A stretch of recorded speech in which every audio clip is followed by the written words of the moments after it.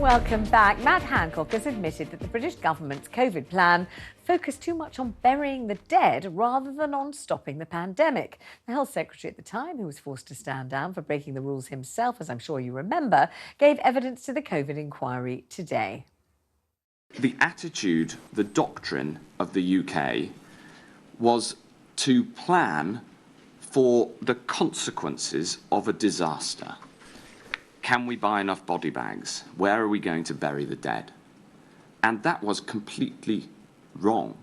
Of course, it's important to have that in case you fail to stop a pandemic, but central to pandemic planning needs to be, how do you stop the disaster from happening in the first place? Joining me in the studio now, TalkTV's international editor, Isabel Oakeshott. Hi, Isabel, good to see you. And Talk Radio's political editor, Peter Cardwell. Well, Isabel, we know that the WhatsApp situation, and you co-wrote Matt Hancock's book, Pandemic Diaries. And then he is standing there.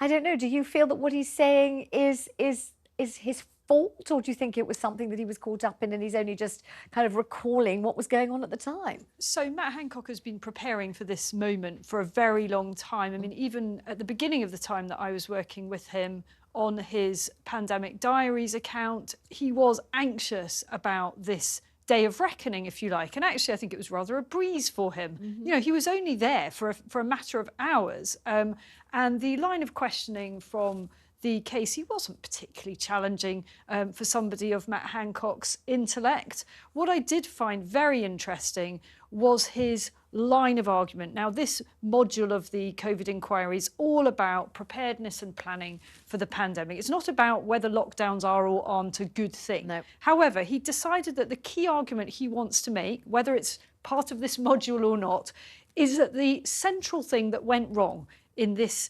pandemic and in terms of the government's preparation is that they had not prepared to lock down right from the start, that this had been ruled out by World Health Organization and other authorities as a strategy during pandemics. And his argument now is that we should have actually locked down harder, longer, harsher, earlier, all of those things. My own view on this is that that is an absolute fallacy. And I'm very surprised to hear him still making that argument. But then again, a lot of lockdown proponents can only double down at this point. They don't want to acknowledge many of the things that have come out by looking at the results in other countries. I was going to say, Peter, what a strange line of argument to focus on when there are so many other options open to him, given that it feels so incredibly out of step with the number of people now who are talking about the tally of lockdown in every single kind of way, whether it's psychological, whether it's the way in which children have been set back in their development, whether it's financial, and all the numerous ways, all seem to be kind of culminating in a rising feeling that lockdown was inadvisable, that it's left a terrible mark on the country. Why does he go for this one? I think you're absolutely right, Vanessa, and I think we'll be counting the cost of lockdown for some time to come, because there are things we don't even know yet in terms of the kind of effects that it's had on people, certainly in terms of mental health. And there's so many other aspects that you mentioned as well. Also, I think it's unlikely that a lockdown would be either imposed or indeed accepted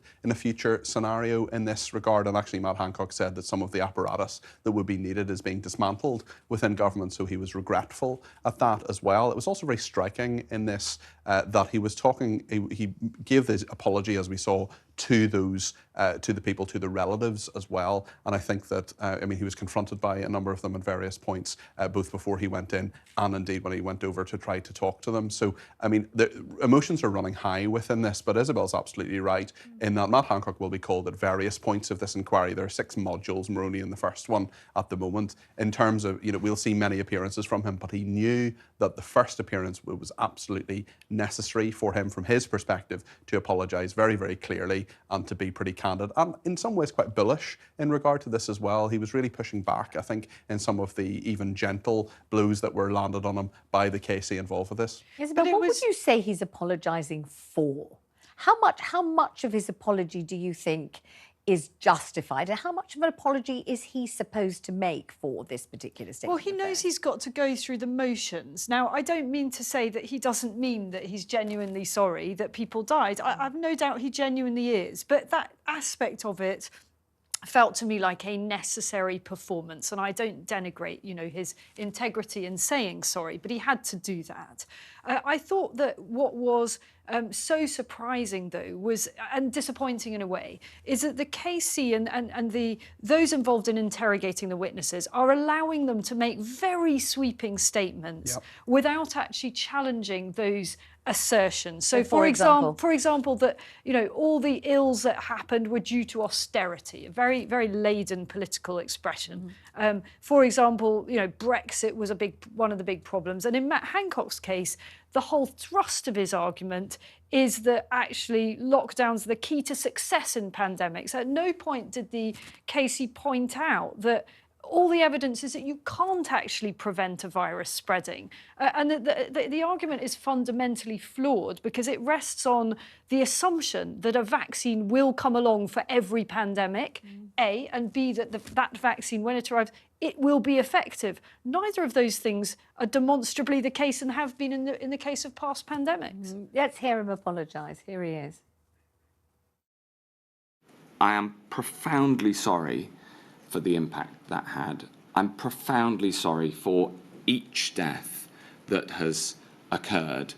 And I also understand why, for some, it will be hard to take that apology from me. I understand that. I get it. But it is honest and heartfelt. Still not sure what he's really apologising for. What's he sorry for? What he's really sorry for, and I listened to every word of what he had to say today, is something that many people won't agree with. He is sorry that we didn't lock down earlier, harder and longer. I mean, I think he should be sorry that we locked down as often and for as long as we did, because the results of that were catastrophic. But we're never going to agree on that. He passionately believes that that was the right thing to do. Extraordinary, the whole thing. Thank you very much, you two, for coming in.